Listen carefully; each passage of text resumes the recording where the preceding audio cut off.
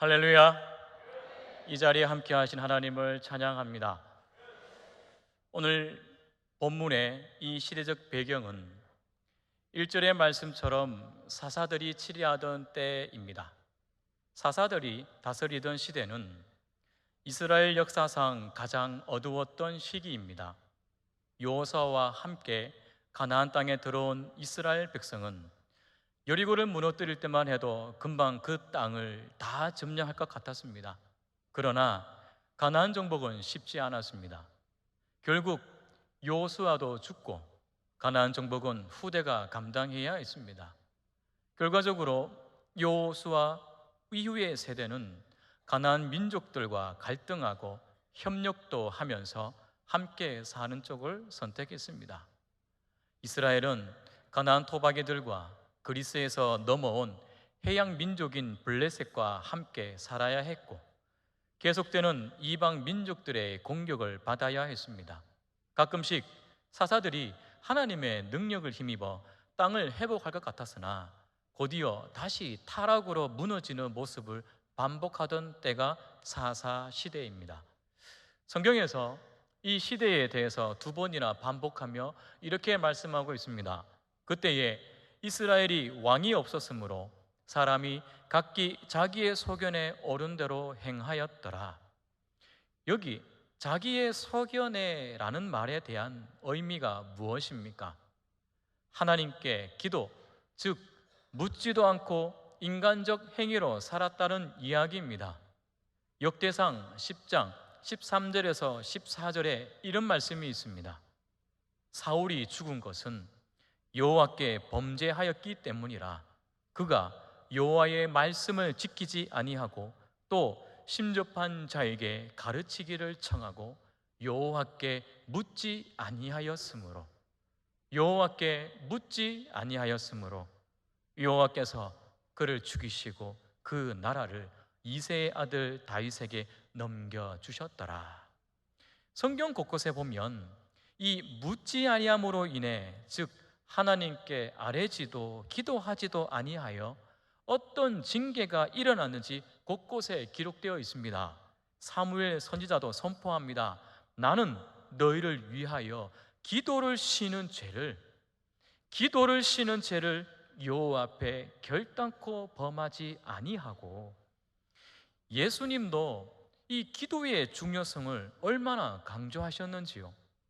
이렇게 사사시대는 하나님의 부름받은 민족으로서 가장 기본적인 묻는 삶, 기도의 삶을 살지 않는 죄를 범하였고, 사람들이 각자 자기 마음에 또 자기 눈에 좋을 대로 행하던 시기였습니다. 끊임없이 우상 숭배가 일어났으며 이방 민족들에게 압제를 당했고 도덕적인 수준이 땅에 떨어져 짓밟혔던 시기입니다.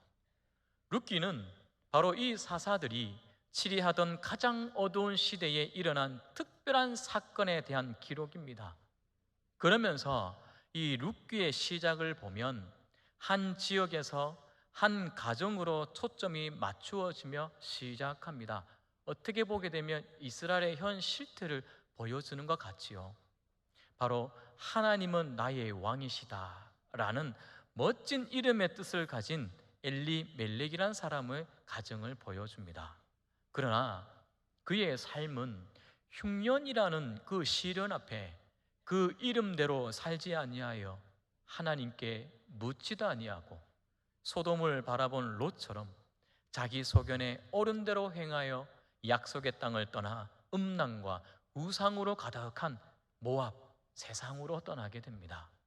그 향함은 처음 1절의 말씀처럼 잠깐 그곳에 피할 목적을 가지고 머물렀다라는 뜻을 나타내는 거류함이 2절에 와서는 그곳에 완전히 정착해 버렸다라는 뜻을 나타내는 거기 살더니라는 표현이 나옵니다. 막상 가보니 그것이 너무 좋았는지 한 주석에는 이렇게 표현합니다. 과감히 언약의 땅 유다를 버리고 이방의 땅 모압을 선택하여 자신들의 의지에 따라서 그곳으로 들어가 살았더라. 그런데 뒤이어 3절에 가서 원문에 보면 우리말 성경에 생략되어 있는 접속사 하나가 있습니다. 그게 뭐냐면 그리고 혹은 그때에입니다. 그래서 이것을 직역을 하게 되면 이렇게 됩니다. 완전히 정착하여 살려 했던 그때에 나오미의 남편 엘리멜렉이 죽었더라. 살기 위해 갔지만 정착하고 얼마 지나지 않아 죽었다라는 뜻입니다. 하지만 나오미는 유다 땅으로 다시 돌아가는 것이 아니라 모압을 떠나지 않고 남기로 선택합니다. 그러나 그 선택 뒤에 또 다른 죽음을 맞이할 줄 누가 알았겠습니까? 10년 뒤 그 가정의 희망인 두 아들이 한꺼번에 죽게 됩니다. 베들레헴에서 이주해온 네 식구 가운데 단 한 명, 나오미만 제외하고 다 죽은 것이지요. 가부요, 자식이 없는 나오미, 소망 없는 늙은 나오미만 남게 되었습니다. 그때 모든 것을 잃은 나오미의 귀에 들려오는 소문이 있습니다. 6절 말씀에 여호와께서 자기 백성을 돌보시사 그에게 양식을 주셨다 함을 듣고, 성경에 보면요, 돌보시사와 함께 같이 나오는 단어가 몇 가지가 있습니다. 그 중에 하나가 기억하사입니다. 아무리 흉년이 들고 또는 잘 있을 때라도 늘 그곳에서는 하나님은 기억하셨고 이스라엘 백성들을 돌보셨습니다. 나오미의 가정은 그곳을 떠났지만 여전히 그곳에서 하나님은 기억하시고 돌보시는 그 하나님.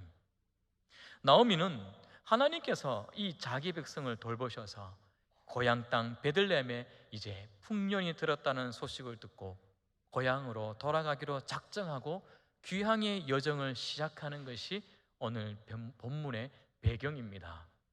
이렇게 10년 만에 완전히 망해서 고향으로 돌아오고 있는 나오미의 마음은 어떠할까요? 남편도 두 아들도 재산도 다 잃어버리고 돌아가는 이 늙은 여인의 마음 과연 어떠할까요? 혹여나 여러분 가운데 이 여인의 정말 비참한 이 심정 느낄 수 있는지요? 이제 우리는 이 나오미에 있는 시선을 조금만 돌려보겠습니다. 누가 있습니까? 네, 나오미와 동일한 비참한 심정으로 터벅터벅 길을 걸어가고 있는 오르바와 루치 보입니다. 그녀들도 사랑하고 의지했던 남편도 죽고 모든 것을 잃은 채로 시어머니를 따라가고 있습니다. 그때 앞서가던 시어미가 나오미에게 그들에게 이렇게 이야기합니다. 얘들아, 나를 따라오지 말고 이제 각각 자기 친정으로 돌아가거라. 그리고 이어서 말하기를 죽은 자들과 나를 선대한 것 같이 여호와께서 너희를 선대하시기를 원한다. 그리고 하나님의 은혜를 입어 재혼하여 행복하게 살거라. 사실 여러분, 이 선택은 나오미 입장에서는 대단히 위험한 것입니다. 왜냐하면 지금 나오미가 가지고 있는 유일한 것이 어쩌면 이 두 며느리에게 오는 노동력입니다. 나오미는 지금 아무것도 가진 것 없는 가난한 가부에 불과합니다. 그녀가 고향에 돌아간다고 해도 그녀를 돌봐줄 사람이 없습니다. 또한 고향을 떠날 때 고향에 있는 모든 것들을 처분했기 때문에 남은 것이 전혀 없습니다. 고향에 가서 무엇을 할 수 있는 노동력도 그에게 남지 않았습니다. 그녀에게 남은 것은 바로 이 두 며느리밖에 없지 않겠습니까? 그런데 나오미는 이 자신의 유일한 생계 수단이 될 수 있는 이 두 며느리의 노동력을 포기한 겁니다. 나오미가 왜 이렇게 말했을까요?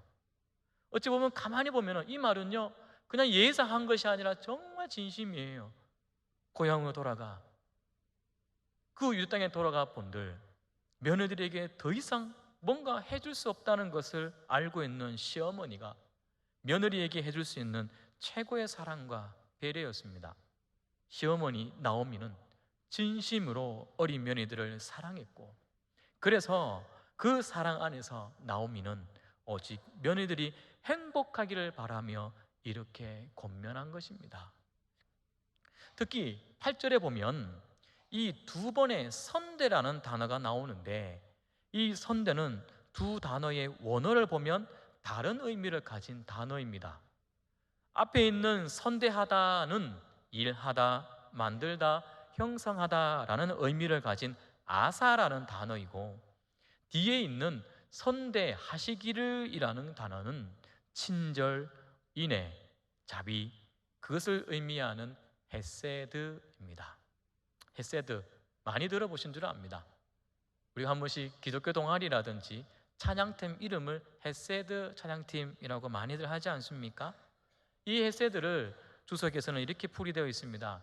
약한 자가 공궁에 처해 있을 때 강한 자가 그럴 의무가 없음에도 불구하고 자발적으로 보이는 충성이라고 정의하고 있습니다. 즉 상위자가 하위자에게 보이는 자발적인 사랑과 헌신을 말하는 거지요. 그래서 성경의 많은 부분에서 헤세드를 인애 그렇게 번역하고 있습니다. 그리고 구약에 있는 이 표현과 가장 가까운 신약의 표현이 우리가 잘 알고 있는 신적 사랑, 무조건적인 사랑을 나타내는 아가페와 연결됩니다. 이를 두고 말씀을 다시 한번 보면 이렇게 되지 않을까요? 아들들에게 좋은 아내였고 나에게 좋은 며느리였던 너희들, 많은 것을 해주지 못하지만 참 많은 것으로 함께 해주어서 감사하다. 나는 너희에게 해줄 것이 없지만 우리 하나님께서 너희의 그 선대함이 가득하기를, 즉 헤세드가 그 자비와 인애로 채워지기를 원한다. 추석 명절을 다 보내고 이 자리에 모인 줄 압니다. 이 자리에 시아버지보다는 시어머니가 참 많습니다. 명절을 보낼 때 참 어떻게 보내셨는지요? 가족을, 특별히 며느리들을 바라볼 때 어떠한 마음으로 바라보았는지요? 이 나오미의 간절하고 진심 어린 축복을 날마다 하는 우리 시어머님 되기를 간절히 소망합니다. 그리고 이런 축복을 받을 수 있을 정도로 늘 섬기며 사랑하는 우리 며느리 되기를 간절히 소망합니다. 아무튼 나오미가 해줄 수 있는 최고의 복을 구한 것입니다. 그런데 여러분들, 지금 하나님의 자비와 인애가 가장 필요한 사람이 누구라고 생각하십니까? 바로 나오미 자신입니다. 나오미가 가장 불쌍한 사람입니다. 아무것도 가진 것 없는 이 두 여자들은, 며느리들은 그나마 젊음이 있어요. 그러나 이 나오미는 늙은 과부입니다. 어떻게 보면 자신에게 자비와 인애가 절대적으로 필요한 사람입니다. 그런데 이런 나오미가 하나님의 자비와 인애가 자신의 며느리를 가운데 있기를 구하고 있고, 고향으로 돌아가면 그나마 이 두 여인을 통하여 얻고자 할 수 있지만 하나님께서 그 자비와 돌봄이 자신이 아닌 며느리들을 위해서 구하고 있는 나오미의 모습, 진실로 보이는 사랑을 하고 있지요. 자신에게 가장 필요한 며느리들을 그들의 행복을 위해 그들의 어머니에게 돌려보내고 있고, 그러면서 하나님의 자비, 헤세드를 강구하니 얼마나 여러분들 아름다운 모습, 안타깝지만 아름다운 모습 아니겠습니까? 이 진실한 사랑의 고백을 들은 두 며느리들은 어떨까요? 입 맞추며 작별 인사라는 시어머니를 끌어안고 소리내어서 웁니다. 그리고 둘 다 말하기를 어머니를 떠나지 않겠다라고 말합니다. 당연한 반응 아닐까요? 이 사랑 앞에 어떻게 안 무너질 수 있겠습니까? 그 반응에 나오미는 가슴이 아프고 부정하고 싶지만 정말 이제 현실적인 이야기를 합니다. 그 땅에 가면 너희의 그늘이 되어줄 이도 보살펴 주도 이도 없고 기업도 희망도 없다. 그러니 가거라. 당시 사회는 농경과 목축을 기반으로 하는 남성 노동력이 중심되는 사회에서 남편이 없다는 것, 그것은 정서적으로 힘든 것뿐만 아니라 사회적으로 아무런 보호를 받을 수 없고 경제적으로도 아무런 수입을 얻을 수 없게 되었다라는 말입니다. 그래서 당시 유대인들은 거와 가부, 나그네를 사회에서 보호할 필요가 있는 약자로 정했습니다. 하나님도 그렇게 명령하셨죠. 이들의 공통점은 사회에 경쟁적인 안정망이 없다라는 것. 더군다나 오르바와 룻은 유대 사람이 아닙니다. 이방 여인입니다. 뒤에 2장 10절에 보게 되면 룻이 이런 말을 하지요. 나는 이방 여인이거늘 당신이 어찌하여 내게 은혜를 베푸시며 나를 돌보시나이까. 이 말 속에 유대 땅에서 이방인으로 살아간다는 것 얼마나 힘든지 그들도 알고 있었다라는 것이죠. 이렇게 나오미는 현실의 그 처지를 짚어가며 재차 떠날 것을 말했고, 두 며느리는 더욱 크게 소리내어 울었다고 성경에 나와 있습니다. 결국 오르바는 비참한 미래에 자신이 없어 진정으로 돌아가는 것을 선택했습니다. 그러나 룻은 그럼에도 불구하고 나오미와 함께 베들레헴으로 가는 것을 선택합니다. 이 부분을 보고 우리는 종종 오르바를 평가할 때 부정적으로만 판단할 때가 있습니다. 가란다고 간 사람, 매정한 사람, 하나님의 축복을 놓친 사람, 이렇게 말입니다. 그러나 분명 나오미는 룻과 함께 오르바 역시 정말 어려운 시절에 그 섬김과 그 선대를 인정했습니다. 또 나오미가 고향으로 돌아가겠다고 했을 때 그것이 얼마나 어려운 일인지 알고 있음에도 불구하고 처음 시어머니에게 순종하여 길을 따라 나선 이가 오르바였습니다. 그뿐입니까? 처음 돌려보내려 할 때도 울면서 돌아가지 않겠다고 한 이도 오르바입니다. 그런 오르바를 나오미가 재차 설득해서 돌아가게 한 것이지요. 그러므로 오르바는 분명 인간적으로 최선을 다했고 인간적 선대함을 마친 후에 울며 시어머니를 떠났으니 우리는 절대로 오르바를 함부로 나쁜 사람이라고 말해서는 안 된다고 봅니다. 다만 오르바는 우리가 아는 인간이라면 누구나 할 수 있는 가장 확실하고 일반적인 선택을 한 것이죠. 그러나 그 선택이 안타까운 것은 말씀에서 나오미가 언급한 것처럼 고향 사람들만이 아닌 그들의 신, 즉 우상을 섬기는 삶으로 간 것에 대해서는 분명히 잘못된 선택입니다. 이 오르바의 선택과 신약의 이 부자 청년의 선택에 공통점이 하나 있습니다. 무엇이냐? 바로 물질과 안위. 부자 청년은 지금 쥐고 있는 보이는 물질을, 오르바는 지금 없지만 그것을 열망하고 있는 것이죠. 그러나 또 다른 며느리 룻기의 주인공이 되는 룻은 다른 선택을 합니다.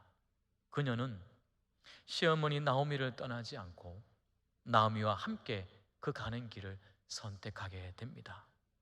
그 길은 늙은 시어머니를 복양해야 하고, 이 선택이 그녀가 앞으로 치러야 대가치고는 너무 커 보이는 길입니다. 롯은 그런데 말씀을 보게 되면 절대로 형식적으로 체면치레로 시어머니를 붙잡지는 않았습니다. 그녀가 시어머니를 쫓아 베들레헴으로 가려는 그 모습을 표현한 본문들을 보면 그녀의 그 심정 얼마나 간절하게 매달리고 있는지 잘 나타내고 있습니다.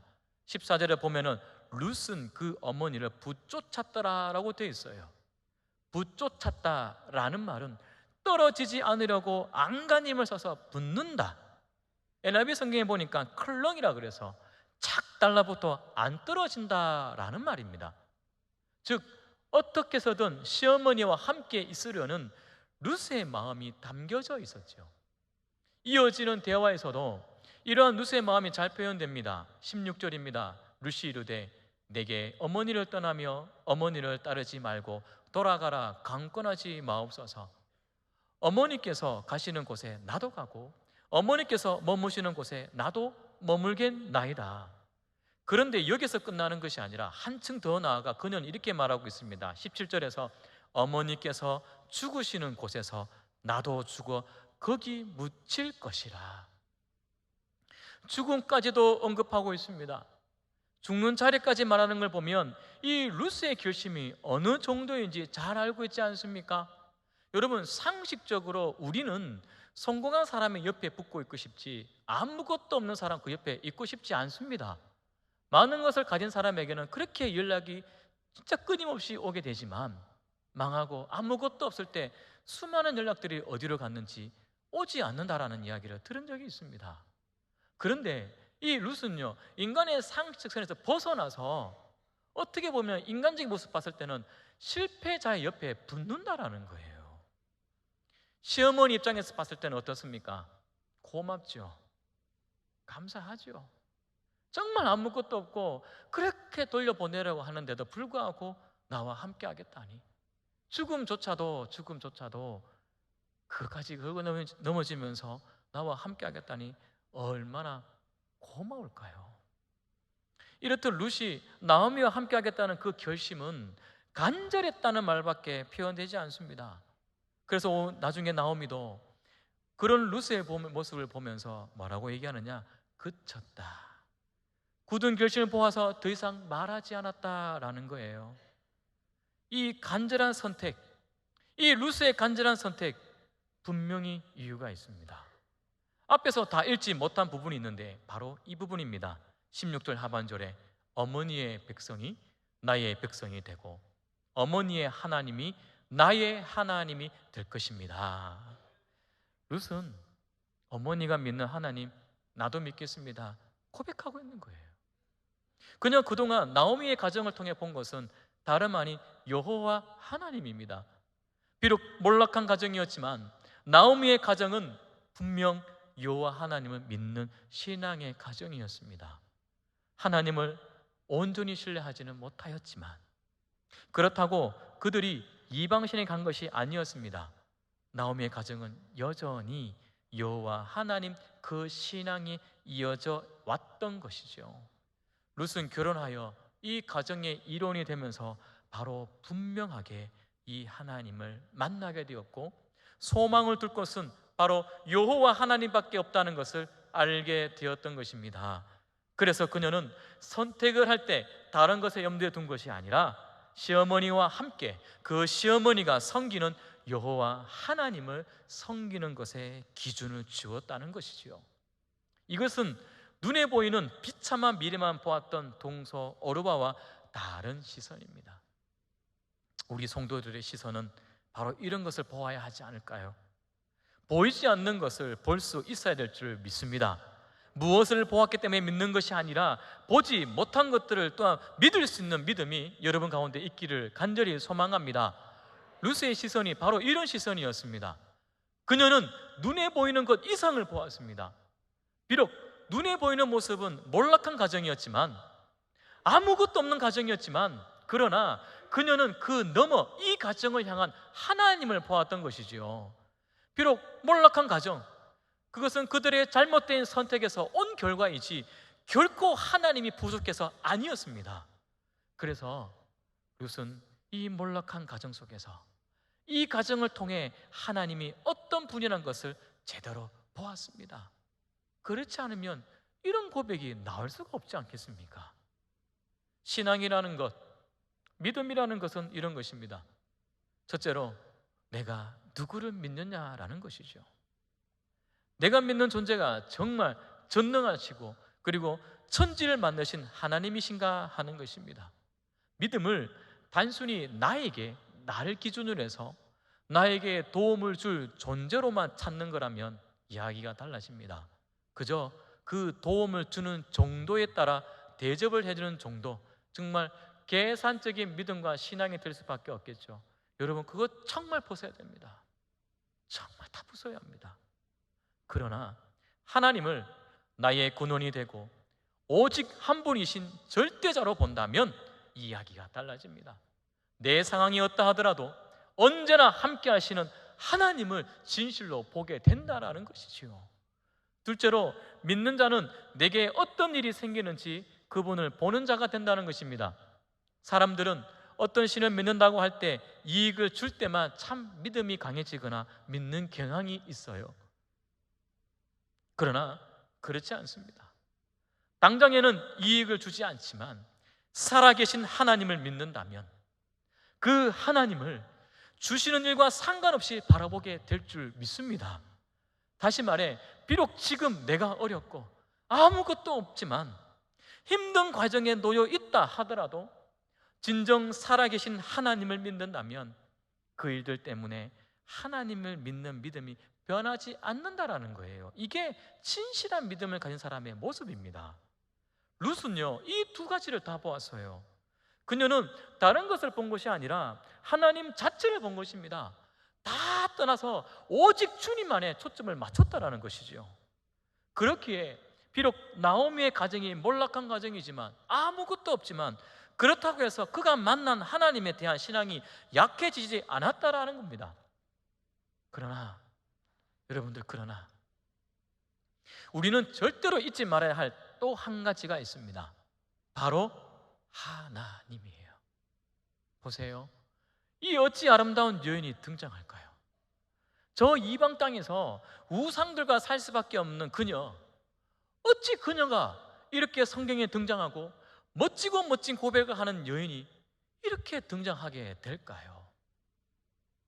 룻기서 이야기의 전개에 나오는 나오미와 이야기의 주인공은 어떻게 보면 룻을 통하여 이루어지는 진짜 주인공, 그들의 이야기가 가능하게 하시는 이는 바로 하나님이시라는 것을 여러분 꼭 기억하기를 소망합니다.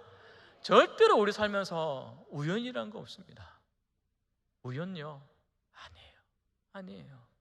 하나님께서 그들을 세밀하게 인도하여 나가심으로 다윗의 옴과 그리고 그리스도의 오심을 준비하여 나가신다는 것이 바로 룻의 가장 중심적인 사건입니다. 여러분, 성경의 22장, 창세기 22장에 보게 되면 아브라함과 이삭의 사건이 나옵니다. 거기에 어떤 사건이 나옵니까? 하나님이 아브라함에게 정말 사랑하고 귀한 이삭을 번제로 바치는 사건이 나옵니다. 그 마지막 시험 멋지게 통과하죠. 그런데 같은 장 20절에 보게 되면 갑자기 등장하는 사건이 나옵니다. 갑자기 한 계보가 나오는 거예요. 근데 거기서 주목되는 단어 한 사람이 등장하는데 그가 누구냐? 바로 리브가입니다. 왜 갑자기 생뚱맞게 그 사건 이후에 리브가를 등장시킬까요? 여러분, 그 전에 우리는 성경의 핵심을 바로 알아야 돼요. 성경은 무엇입니까? 인간의 역사를 다룬 역사책이 아닙니다. 예수님을 나타내고 하나님을 나타내는 특별한 계시, 구속사적 중심으로 이루어진 말씀이 성경입니다.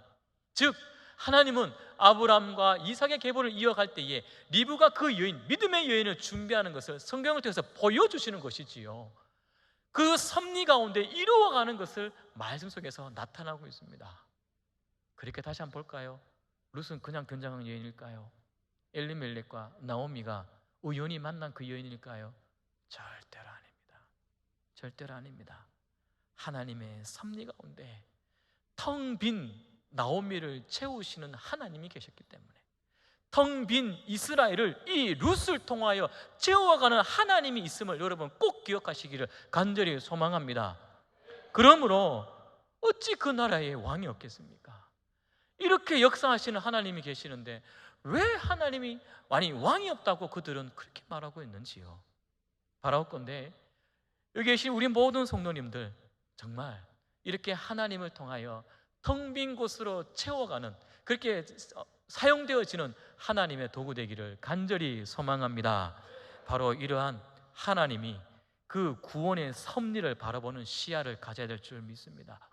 그리고 하나님께 이루어가는 그 구원의 역사로 말미암아 우리 모두가 그 길에 섰음을 볼 줄 아는 그 믿음의 눈 있기를 소망합니다.